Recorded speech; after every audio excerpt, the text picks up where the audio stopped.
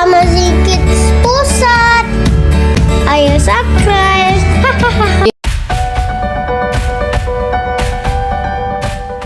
Cara menenangkan balita tantrum tanpa perlu memberikan gadget. Sebab pemakaian gadget oleh anak perlu dibatasi. Kejadian anak mengamuk atau tantrum saat sedang berada di tempat umum memang bisa bikin orang tua bingung. Biasanya, orang tua akan berusaha mencari cara paling mudah dan cepat untuk menenangkan balita yang tantrum. Salah satunya dengan memberikan gadget. Padahal, pemakaian gadget oleh anak perlu dibatasi.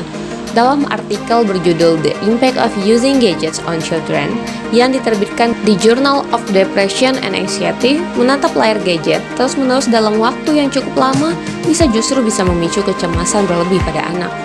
Cara menenangkan balita tantrum tanpa memberikan gadget berikut ya bunda. Yang pertama, latihlah anak untuk mengenali jenis-jenis emosi. Kemudian bicaralah kepadanya dengan nada yang lembut dan berilah anak ruang untuk mengungkapkan amarahnya. Ayah bunda, apapun keluhan buah hati Anda, percayakan kepada kami di Amazing Kids.